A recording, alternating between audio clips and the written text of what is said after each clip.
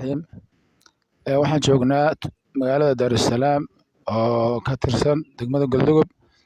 alxamdulillaah rabbil caalamiin. waxaa ila jooga Dr. Jaamac Ilaalo Jecel oo taqaaniin oo nin caan oo dawada dabeeciga ah ku caan baxay. alxamdulillaah halkaas xarun insha Allah tacaala meel fiican oo boorkii leh ayuu ka furay. waana wareegaa oo qofkii maaragtay waa caafimaadka wareego meeshii la rabo buu aadaa.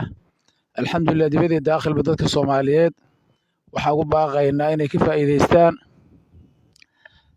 intay dawada gaalka iyo maaragtay ay ku meeraysan hayaan oo laga yaabo inay dhib ku keento.